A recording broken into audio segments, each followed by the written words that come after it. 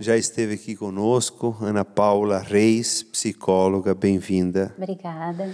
Do Instituto LUSP, que é um instituto que ela fundou, de psicólogos, médicos, assistentes sociais, já espalhado no Rio Grande do Sul ou fora dele também? Rio Grande do Sul e Santa Catarina. E enfermeiros também. E enfermeiros. Ana Paula, bem-vinda.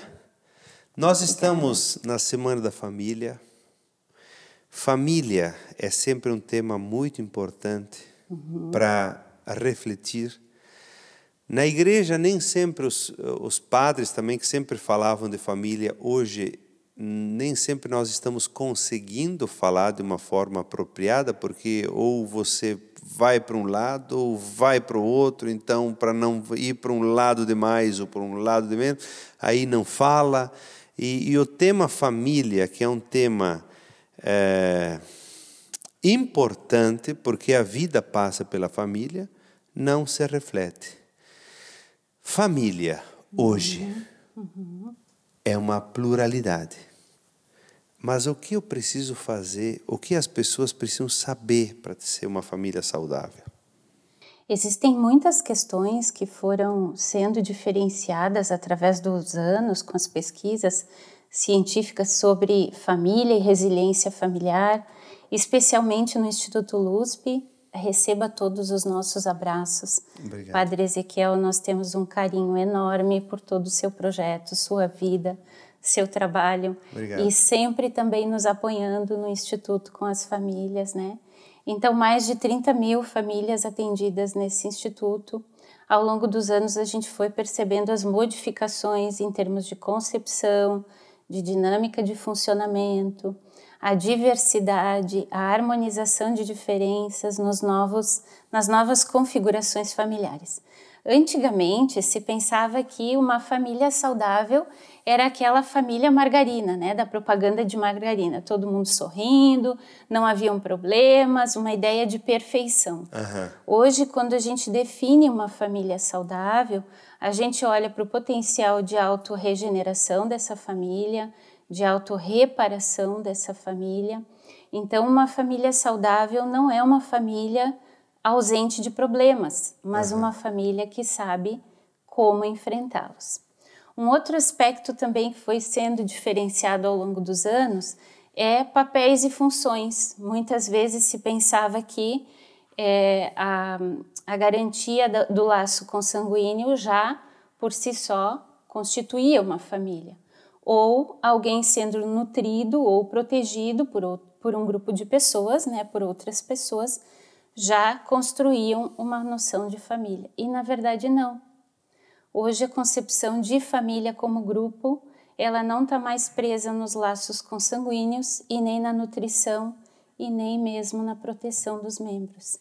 É muito interessante a gente observar que para que alguém se sinta num grupo familiar, precisa experimentar conforto no contato, intimidade, confiança e sensação de pertencimento.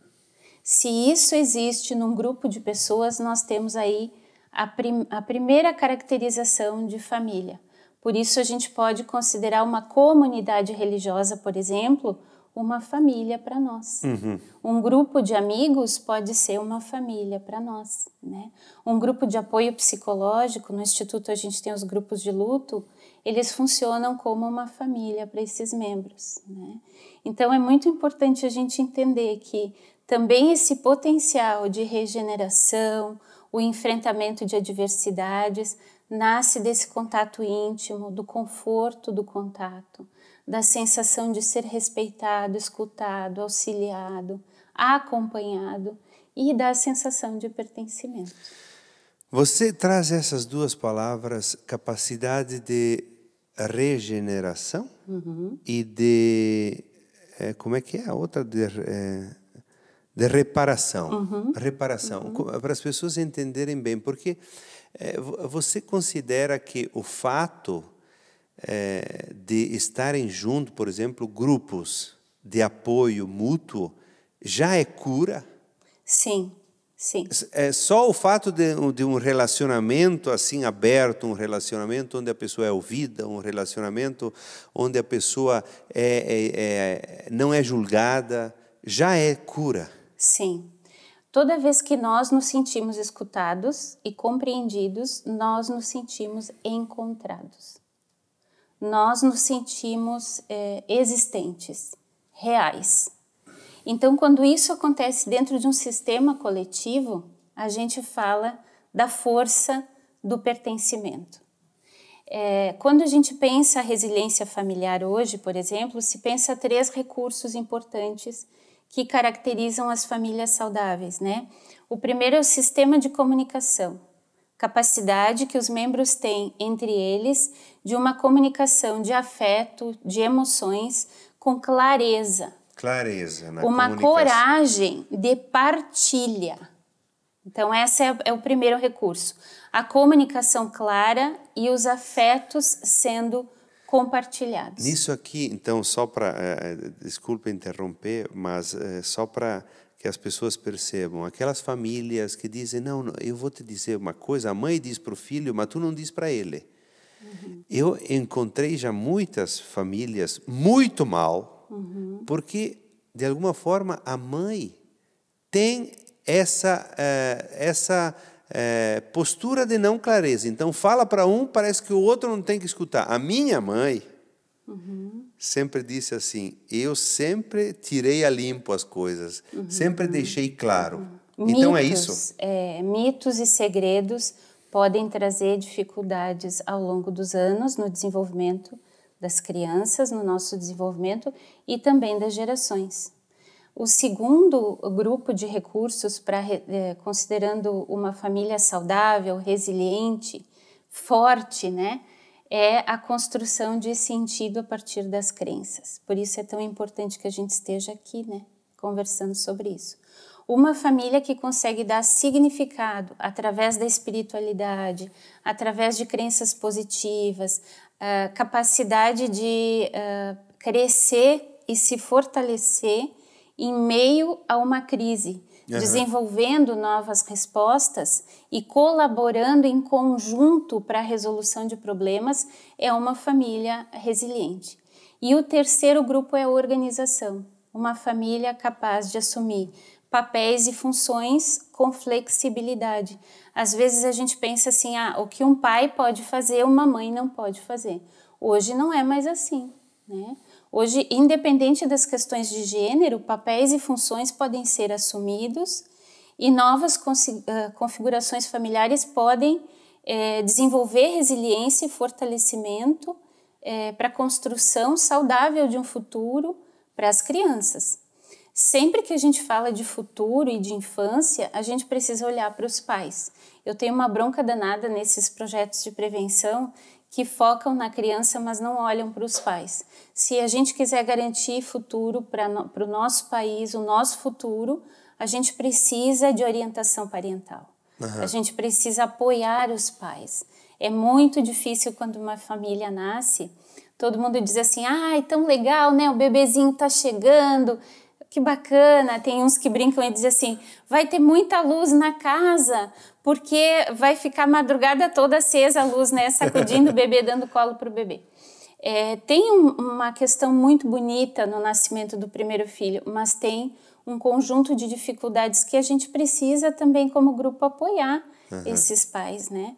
A questão da amamentação, que todo mundo romantiza tanto, mas que tem aspectos bem difíceis para a mãe, a gestação, a questão do nascimento do bebê, que faz todo mundo olhar para o bebê, aí ninguém mais olha para o pai e a mãe, né? Orientação parental é muito importante na constituição das famílias. Ana Paula, me chamou a atenção essa questão da romantização, romantizar tudo, que lindo, coisa, mas na verdade a vida é muito mais do que romântica. Tem o romantismo também, mas a vida é concreta, nós precisamos lidar com ela, resolver os problemas. E aqui, concretamente, você dá os passos importantes para uma família saudável. E aquelas famílias, por exemplo, agora falando da separação, porque a gente sabe que a separação na grande maioria das vezes, é traumática para um, para outro, para os dois, ou para os filhos, ou para todos, enfim. Nesse cenário, porque as pessoas, para chegar à separação, certamente, alguns já buscaram alguma coisa, mas a grande maioria não busca nada. Eles querem resolver pelo jeito como eles sempre foram. O que você diria diante desse cenário aí? É absurdo, né, o número de separações que tem acontecido de alguns anos para cá, né? Talvez quem trabalha com a clínica que esteja nos assistindo vai também concordar com essa perspectiva. A experiência clínica hoje nos mostra que as separações têm se triplicado muito. Meu Deus. Por quê? A gente teria que retroceder um pouquinho e pensar na formação do vínculo. O que é que me faz decidir casar? Né? Por que que eu opto por uma pessoa? Por que que eu decidi casar com esta pessoa? Hoje existe uma fragilidade, uma liquidez na forma como os vínculos são construídos. E às vezes a gente ouve até os jovens dizendo: quer casar, casa, porque separar é fácil, né? Então fica aquelas relações tão líquidas, tão frágeis, que parece que não é exatamente um relacionamento, um casamento, é como uma troca de ambiente ou temporária, exato, uma experiência circunstancial, né? Como uma aventura, né? E dentro disso as pessoas então perdem a noção. Quem já viveu uma separação sabe o quão grave e o quão difícil é, principalmente se existem filhos, né, na relação, do quanto é complicado desconstruir uma vida. Porque quando a gente estabelece uma relação com alguém e casa, por mais superficial que seja, a vida muda, né?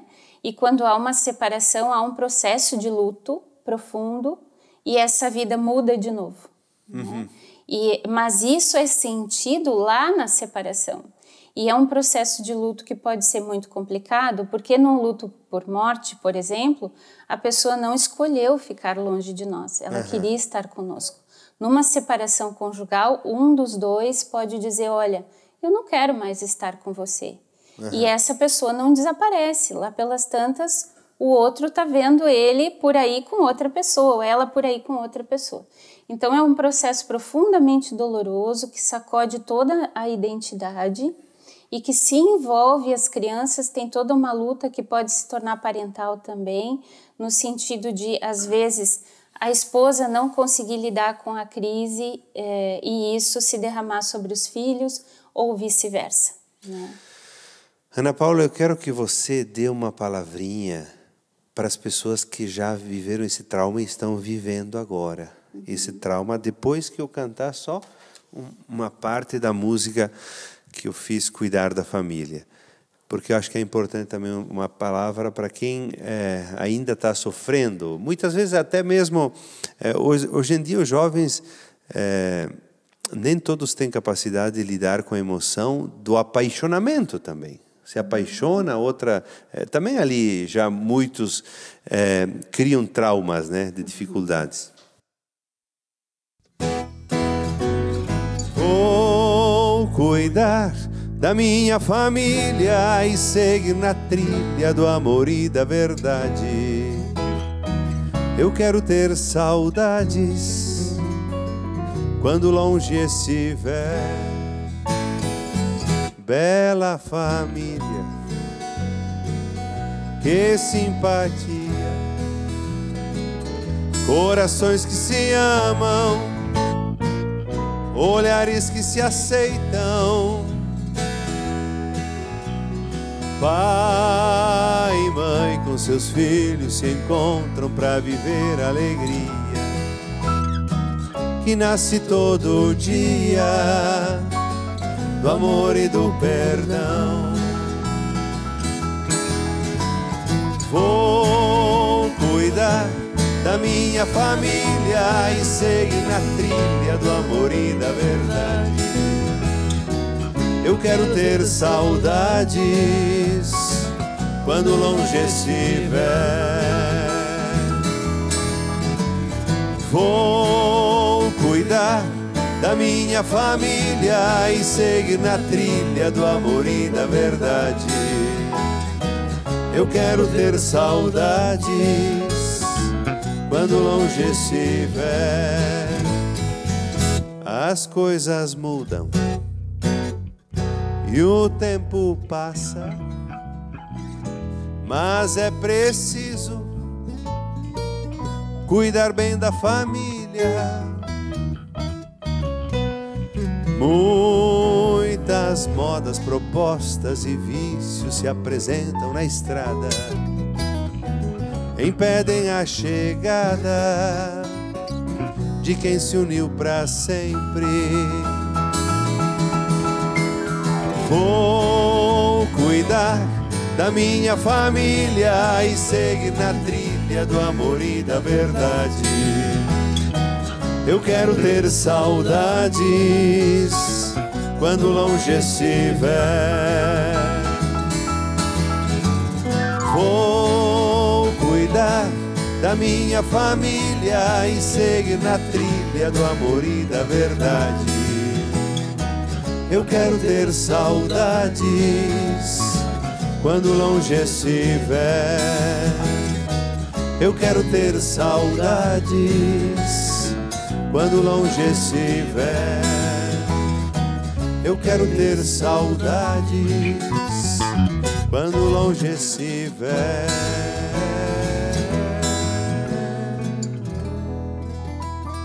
Estou conversando com a Ana Paula Reis, psicóloga, que sempre traz coisas muito relevantes para a vida das pessoas. Ana Paula, sobre essa segunda estrofe, há tempo que eu fiz essa música, eu digo, olha, muitas coisas entram no caminho e impedem a chegada. A pessoa se uniu para sempre, mas descuidou de alguma coisa, não cresceu, não se compreendeu e chegou à separação.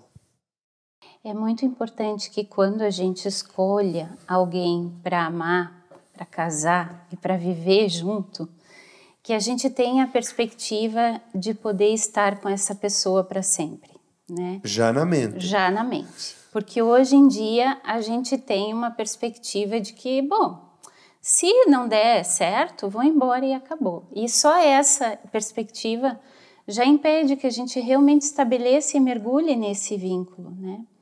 Essa pessoa precisa ser alguém como que traga uma sensação tão boa para a gente como voltar para casa. John Bowlby, que é o pai da teoria dos vínculos, né? Eu tenho por formação essa fundamentação teórica como psicóloga. Ele diz, nada e nenhum lugar é tão bom quanto nossa casa, o nosso próprio lar. E ele usa essa expressão para falar do valor de um vínculo que nos oferece uma relação tão profunda, íntima e confortável, que nos oferece essa sensação boa de segurança, de poder voltar para casa. Então, alguém que eu escolho para casar precisa ser alguém que não necessariamente tenha que aceitar tudo que eu sou, porque ninguém é perfeito, né? Tem suas invirtudes, mas que consiga lidar com quem eu sou, com naturalidade, com honestidade, com espontaneidade. E o mesmo vale para o outro lado, porque também nós estamos num período, num tempo, onde a possibilidade da tolerância à frustração, a doação, ela está curtinha, sabe? O elástico está apertado e a gente precisa restabelecer relações que nos ofereçam mais impacto, e que consigam dar conta do impacto e consigam nos proteger em relação a tudo que pode nos acontecer ao longo da vida. E o tempo do namoro, ele é o tempo preventivo da separação. O namoro existe para que a gente viva esse processo de uma forma integral, através de um mergulho. Do ponto de vista da formação de um vínculo, falavas antes, né, Padre Ezequiel, do quanto um segredo pode não ser bom. Né? E o John Bowlby tem uma outra frase muito bonita que ele diz assim: o que não pode ser contado a uma mãe não pode ser enfrentado pelo si mesmo. Então, essa experiência, assim, né, de confiança que a gente precisa ter dentro do seio da família, desse grupo que nos ama, que nós gostamos de pertencer e que vai passar para a construção da próxima família, né? Muitos autores perguntam quando uma família nasce? Quando um casal se encontra em casa ou quando eles têm o primeiro filho? Antigamente se pensava que uma família nasce quando nasce o primeiro bebê, né? Hoje não. Hoje a gente já diz, bom, quando a gente assume um casamento, ritualiza, significa, simboliza o nascimento da família, começa ali, né? Maravilha. Aquilo que você traz que dá para repetir algumas coisas. O melhor lugar para se estar é em casa, na família. Não há nenhum lugar melhor do que esse. Obrigado, Ana Eu é que Paula, por agradeço sempre sempre. colaborar conosco, tá? E colaborar com as pessoas que estão em casa. Deus abençoe você, o trabalho, o Instituto LUSP e todos os colaboradores.